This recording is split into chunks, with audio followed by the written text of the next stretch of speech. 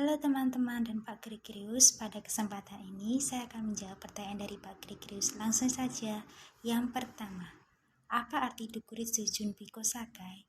Yang artinya adalah Badan Penyelidik Usaha-Usaha Kemerdekaan Indonesia yang didirikan pada pemerintahan masa Jepang dengan pemimpin Dr. Rajiman Wedodiningrat pada tanggal 29 Mei sampai dengan 1 Juni 1945 mengadakan sidang yang pertama dengan tema Dasar Negara.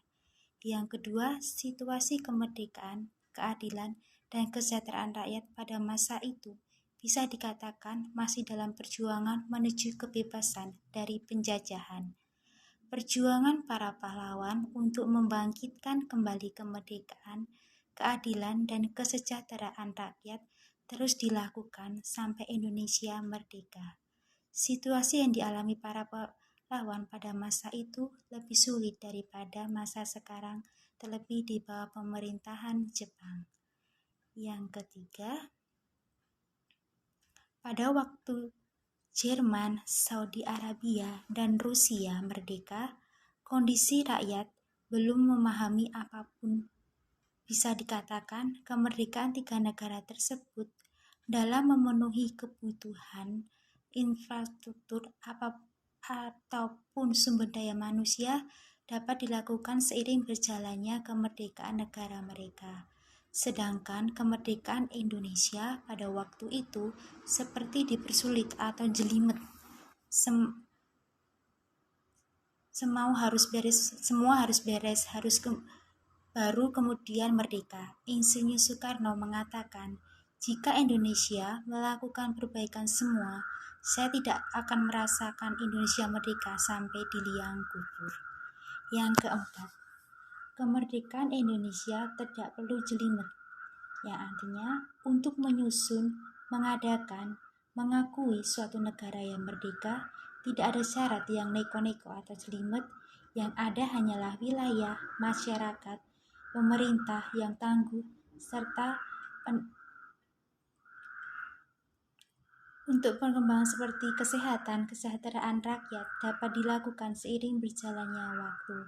Karena jika semua diperbaiki, maka untuk 20 tahun ke depan, Indonesia pun juga belum merdeka. Yang kelima, hal positif dan negatif kemerdekaan diraih dengan cepat tanpa persiapan. Hal positif yang pertama, rakyat dan negara tidak merasakan penjajahan atau mereka mendapat merasa kebebasan itu terasa dalam kehidupan mereka. Yang kedua, negara penjajah tidak dapat menguasai atau memimpin negara yang dijajahnya. Yang ketiga, negara dapat membentuk pemerintahan sendiri tanpa harus meminta izin kepada negara yang menjajahnya.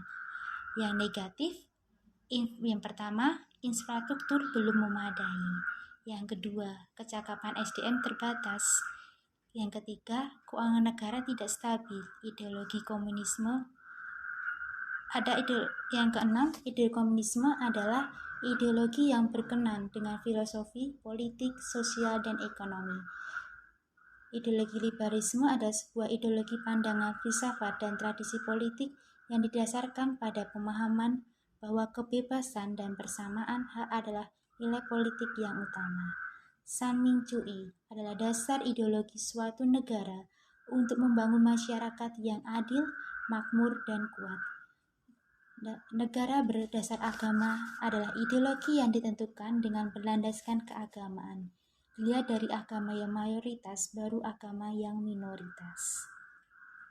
Yang ketujuh, keunggulan Pancasila dibandingkan dengan ideologi yang lain bahwa Pancasila mengajarkan adanya kesatuan di tengah perbedaan agama, suku, bahasa, ras, dan sebagainya. Pancasila juga mengajarkan adanya keadilan dan kesatuan. Yang ke-8, syarat berdirinya suatu negara harus adanya wilayah, rakyat, pemerintah yang tangguh, dan pengakuan dari negara lain. Ke-9, 5 prinsip Pancasila menurut Soekarno. Yang pertama, kebangsaan Indonesia, internasionalisme atau perikemanusiaan, mufakat atau demokrasi, kesejahteraan sosial, menyusun Indonesia merdeka dengan bertakwa kepada Tuhan Yang Maha Esa. Yang ke-10, 5 prinsip disatukan menjadi Pancasila. 5 prinsip disatukan menjadi Pancasila, yaitu konsekuensi dari penyatuan 5 prinsip adalah kebersamaan semua untuk semua, bukan Kristen untuk Indonesia, bukan Islam untuk Indonesia, tetapi semua untuk semua dan dapat dikatakan sebagai gotong royong. Pertanyaan yang kedua adalah, kesucian bagi saya pribadi adalah di mana seseorang berjuang dalam hidupnya menghidupi sabda Allah dan mewartakan kebenaran kepada semua orang. Dan bagaimana menjadi suci itu? Bagi saya, menjadi suci itu yang pertama adalah mohon pendampingan Tuhan, karena Tuhan adalah jalan kebenaran dan hidup. Yang kedua, menghidupi sabda Allah dalam kehidupan sehari-hari. Dan yang ketiga, berani menjadi berbeda dengan yang lain. Berbeda bukan hal yang buruk, tetapi berbeda dengan semangat mencintai Tuhan dan sesama. Sekian dan terima kasih.